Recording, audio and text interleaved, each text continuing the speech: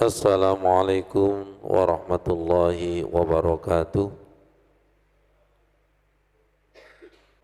Kami ketika tawaf pas di makom Ibrahim, di sini kan ditulis disuruh wattakhidhu min maqami Ibrahim musalla.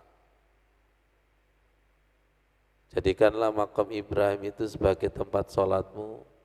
Kita nggak bisa sholat di dekat makom Ibrahim, biasanya di pinggir ya, di pinggir, pelan-pelan. Bukan mensolati makom Ibrahim. Makom itu kan tempat berpijaknya Nabi Ibrahim ketika membangun Ka'bah. Berarti di situ ada aura keimanan, ketakwaan kepada Allah. Itu yang kita tembus. Semoga paham. Ini sudah tafsir dan takwil ya. Jadikanlah makom Ibrahim sebagai tempat sholatmu. Yang disolati bukan fisiknya makom Ibrahim, tapi cahaya keimanan yang nempel di situ. Kita mau uswatun hasanah. Saya berdoa, dan ini doanya Nabi Ibrahim loh ya.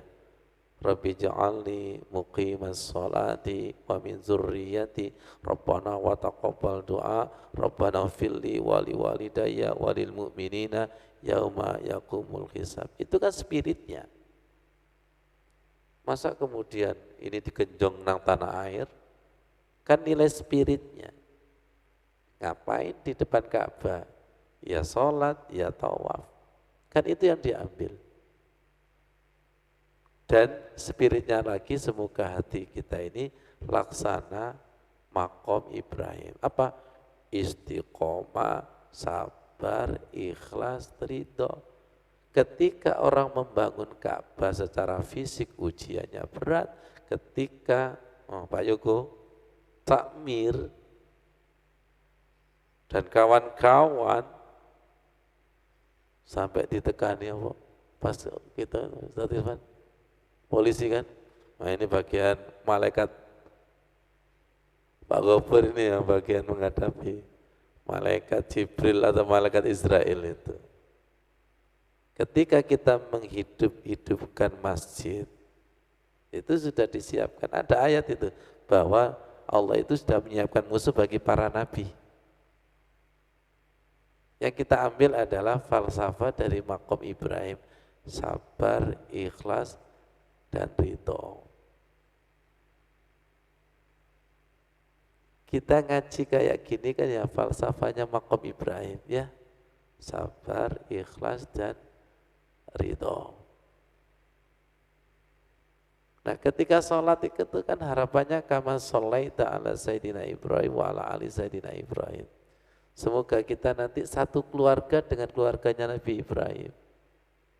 Nanti ada ayat, Nabi Ibrahim itu dipilih oleh Allah, Nabi Ismail itu dipilih Allah, keturunan-keturunan dipilih Allah. Nanti sesama dipilih, nyambung. Khusus pilihan, hati yang dipilih otomatis nanti bisa bertahiyat akhir ketika assalamualaikum ayyuhan nabiyyu assalamu alaina wa ala ibadillahi sholihin. Sesama hati yang bersih sama-sama bertahiyat. Apa bertahiyat itu? Saling mendoakan, kamu dipilih ya kamu dipilih ya, sama memberikan tahiyat. Dan tahiyat yang paling tinggi adalah ketika bisa bersalawat kepada Rasulullah dan bisa bersalawat kepada para nabi. Kalau gitu tahiyat itu maknanya sangat tinggi enggak? Tahiyat itu penghormatan yang sangat tinggi. Tapi kenapa di level dasar ini kok terjadi pendangkalan? Justru ketika tahiyat kepengin nang suasana tahiyat itu suasana Sidratul Muntaha. Sesuatu yang sangat tinggi. Ini sangat tinggi enggak ini? Ya. Ya. Kembali lagi kepada makom Ibrahim ini. Ini suasana yang sangat tinggi ini. Asa ayyabu asaka rabbuka maqamam mahmuda. Lihat saya, jenengan kepingin makom Mahmuda, apa kepingin fisiknya makom Ibrahim? Disuruh sholat di situ, sambungkan channelnya supaya kita terangkat makom Mahmuda. Ya betul. Berarti ini ruh dengan ruh. Ya ruh dengan ruh. Tapi orang terjebak fisiknya.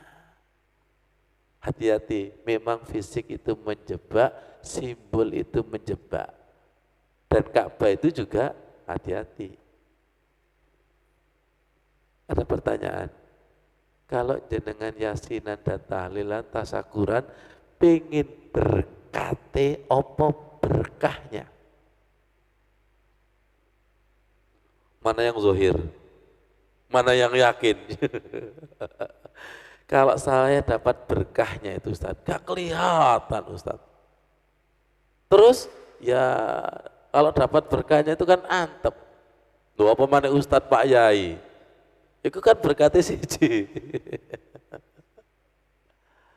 Dapat berkahnya kalau la fatahna alaihim. Bisa connect ke ruhnya makom Ibrahim kalau la fatah dibuka. Dibuka. Siapa yang buka? Yuridillah Allah. Ini layak connect di makom Ibrahim. Ini tidak layak. Siapa yang milih? Bukan petugas ini. Iki bagian ke ngusiri tok. Laskar ini bagian ngusiri fisik. Ngerti enggak? Jadi mengkonekkan. Saya di sini juga mengkonekkan sholat. Rabbi ja'alni muqimas sholati. Saya tasbih di sini. Karena itu kan doanya Nabi Ibrahim. Dan saya tidak akan bisa mengejar suasananya rohnya Nabi Ibrahim seperti apa ketika doa Rabbi ja'alni muqimas sholati. Ngerti maksudnya? Kita kan kayaknya sudah berdoa itu Ustaz. Sudah. Semoga paham. Semoga paham. Berarti kita murid terus? Iya. Murid itu yang berjalan terus, murid itu yang ingin terus, nggak puas dengan sekarang. Makanya tadi saya katakan, doa bisa sama, serupa, tapi tidak sama. Kembali Mas Rin, ada di situ, Jabal Rahmah. Kita kan selalu berdoa, Rabbana zolamna anfusana, wa illam taghfir lana. Ini ada iklan sedikit ini. Kita itu Ustaz Ivan di sini itu nggak tahu itu suami istri tambah mesra. Makanya kalau jenengan haji dan umroh, kalau tidak dengan istrinya ngiler. Mau di sini kan tempat pertemuan kan, tempat pertemuan Adam dan Hawa ketemu, baik ketemu istrinya atau ketemu Tuhannya. Lihat, ketemu istrinya, ketemu Tuhannya, Mas Udin. Berarti hubbiba ilayya tadi lengkap enggak? Ya. Pak Nur kan kayaknya enggak paham. Kalau hubbiba tadi kan ya ketemu perempuannya, maksudnya ketemu istrinya dan ketemu wajulat qurratu aini fi shalah. Disitulah disebut garwa. Sigarane nyawa. Dan doa di sini Rabbana zalamna anfusana, mungkin kalimatnya ada di bawah. Ini. Ya Allah. Di sini diawali qala. Qala Rabbana zalamna anfusana wa illam taghfir lana wa tarhamna lanakunanna minal khasirin. Qala Adam dan Hawa sama-sama mengaku salah. Wahai Tuhan kami telah berbuat zalim. Jika Engkau tidak mengampuni kami, wa tarhamna menyayangi kami, pasti kami akan menjadi orang yang rugi. Tolong Jabal Rahmah ini kontekstualkan ketika duduk antara dua sujud pada kalimat Rabbighfirli warhamni. Jangan melanjutkan berikutnya kalau tidak ada sernya. Tapi kalau sholat sendiri loh ya. Rabbighfirli warhamni. Harus mendapatkan dua energi, ampunan dan sayang. Di situ nanti biasanya ada petunjuk lanjutkan berikutnya. Karena pintunya ada di situ. Ya, pintunya ada di Rabbighfirli warhamni. Kalau kita tidak mendapatkan sambutan berarti dipastikan minal khosirin. Artinya apa? Andai kata minta rizki, minta jabatan itu ya ditolak. Wong pintu utamanya belum jebol, belum kebuka. Rabbighfirli warhamni. Anak yang sudah diampuni oleh orang tua, maka barang yang disita itu dikembalikan. Hamba kalau sudah diampuni oleh Allah, doa-doa yang masih di langit ditangguhkan itu langsung karena sudah ngaku salah. Rabbighfirli warhamni. Jadikanlah duduk antara dua sujud kita itu adalah jabal rahmah. Apa? Tempat pengakuan kesalahan kita. Dan tempat pengakuan Allah itu subhanaka, tidak pernah salah. Sedangkan kita itu maha salah. Yang lama di situ, Rabbighfirli warhamni. Keterangan berikutnya, Nabi Adam salah sekali. Gitu aja sekian tahun mentirakati ini. Nah kita salah berapa kali? Berkali-kali. Nabi Yunus salah berapa kali? Gitu aja dihukum di dasar laut, di dalam ikan. Nah kita ini salah berapa kali? Seharusnya kita itu lebih dihukum daripada. Makanya sholat kita kayaknya sudah hukuman deh. Kayaknya nggak paham. Ya, Allahu Akbar, Allahu Akbar. Sholat mana? Dihukum aku. Betul Pak Gofur? Gimana Tuhan? Kayaknya sholat kita sudah menjadi hukuman deh. Siapa yang nggak ngerjakan PR? Nanti sholat. Oh iya, karena hukumannya sholat. Ya. Siapa yang sholat menjadi hukuman? Ya, sholat yang tidak khusyuk, yang sebentar rasanya lama itu kan sudah menjadi kemarin ini dihukum pangeran mana ini? Apalagi sholat tarawih, sholat itu wah dihukum mana takmir ini. Jangan sampai sholat itu ada di buku Al-Khusyu' fi Sholat. Sholat yang level paling rendah adalah sholat yang masih berupa hukuman. Belum qurratu aini fi sholat, belum ada lezatnya, belum ada nikmatnya. Jangan-jangan kajian ini juga saya hukum jenengan. Gak mari-mari.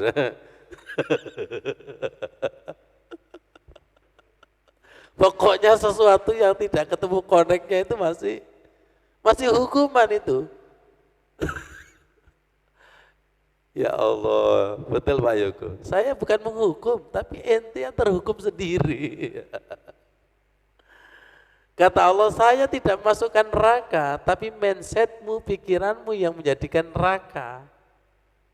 Makanya harus waqina azabannar. Waqina azabannar. Ya Allah. Ini masuk ini, diri dari sama Allah. Bukan masukin yang rukun yamani yang di materi tadi. Rukun yamani dan hajar aswad. Ini materi saya pakai santri. Ini kan rukun yamani. Besarnya, kalau kecilnya kan ini. Ketika rukun yamani sampai ke hajar aswad, kebalik astagfirullah. Ini loh. Ini rukun yamani nggih. Ini jalan ke hajar aswad kan doanya ini. Sama-sama. Rabbana atina fid dunya hasanah sambil berdoa wa fil akhirati hasanah wa qina adzabannar wa adkhilnal jannata ma'al abrar ya aziz ya ghaffar ya rabbal alamin. Doa ini sangat dalam, makanya disebut sapu jagat. Mabrur itu kan artinya pulang tambah baik, tambah baik. Kan atina hasanah wa fil akhirati hasanah, tambah baik, tambah baik, tambah baik. Datangkan kebaikan demi kebaikan, kebaikan demi kebaikan. Ini nyambung kepada qurratu ayun? Ya. Amal solehnya itu qurratu ayun. Setiap sedekah ada qurratu ayun, pasti kepingin sedekah. Itu hasanah, hasanah, hasanah. Kita kan masih sayyi'ah, sayyi'ah. Jenengan itu kalau melakukan kemaksiatan, kemungkinan maksiat lagi, itu hasanah maksiat itu. Minta dibalik sama Allah, ya muqallib. Makanya mabrur itu artinya dibalik. Yang tadinya itu jelek dibalik menjadi hasanah, hasanah, hasanah. Itu sepeda motornya enggak ganti, tapi hasanah. Istrinya ya hasanah. Atina fid dunya hasanah wa fil akhirati wa qina azabannar. Ya Allah, lindungi dari siksa neraka. Kan gitu kan? Ini kita kontekstualnya, lindungi dari narnya rumah tangga, narnya sholat, narnya hati, narnya ekonomi. Jangan-jangan nanti Ustaz ketika pulang nar juga, waduh koper hilang, nar. Nar ini kan kontekstualnya banyak sekali. Narnya sholat, narnya narnya ngaji. Kita ini sering nurnya apa narnya? Sering narnya lah. Waqina azabannar. Minta dibalik. Kita minta seperti apinya Nabi Ibrahim. Luarnya panas tapi dalamnya dingin. Pernah enggak jenengan itu betul-betul khusyuk padahal masjidnya itu sumuk tapi dalamnya dingin. Resepsi juga begitu, kalau saking senangnya memang sumuk luarnya tapi dalamnya dingin. Kalau dalamnya itu lebih dominan panasnya, tapi kalau kebalik. Contoh Ustaz Rifan nggih, ketika kita tawaf siang hari itu kasat mata panas loh ya. Tapi kalau sudah zona tawaf itu tidak terasa dinginnya. Jenengan pernah enggak mau mandi kemudian kedinginan di depan cangkruk ini, itu belum jebur tapi ademnya sudah sugesti itu, menuju keranoai. Terkadang permainan pikiran, betul gak? Terkadang itu permainan pikiran, dan pikiran itu kalau kita khusyui menjadi rasa, rasa itu seakan-akan menjadi betulan. Sekarang pertanyaannya, sholat kita di mana? Di pikiran, di perasaan, apa di hati? Kita kembangkan. Sekarang istri jenengan di mana? Di pikiran, di perasaan. Gimana Muswadi? Ya kadang-kadang di pikiran. Iya. Berarti semua itu kalau sudah dimasukkan di sini, nggak ada apa-apa. Nggak ada apa-apa. Yang tadi nanya nar menjadi nur. Waqina adzabannar. Kalau waqina adzabannar, maaf kita enggak nantang ya Pak Ghafur. Kalau waqina adzabannar semua nanar, ketika ada ujian itu musibah bisa menjadi nur. Kayaknya bingung deh. Betul enggak? Ya. Ini kan ada ujian hujan. Hujan-hujan itu enggak enak kan? Tapi kalau kita hadapi dengan kecerdasan spiritual, semoga air hujan ini menjadi rizki saya. Akhirnya ketika pulang ngaji, keluncum ya enggak apa-apa. Ya enggak nantang juga, kemudian pas pulang ban bocor, ini kira-kira nar apa nur? Hah? Hah? Gimana caranya untuk menyikapi nur? Ya Allah, saya disuruh sedekah sama tukang tambal ban. Gitu aja. Itu yang namanya nar takdir jelek itu menjadi nur. Dan terkadang kita buat semoga ujian ban bocor itu sebagai saya jembatan ke Baitullah. Ada ujian begitu, semoga ini sebagai jembatan ke Baitullah. Itu waqina azabannar. Jadi nar dan nur itu siapa yang menentukan? Kita. Jangan sampai mindset kita itu salah. Waqina azabannar, dengan bantuan Allah Subhanahu wa taala. Andai kata jenengan itu di perjalanan macet, kira-kira sering jadi nur apa nar?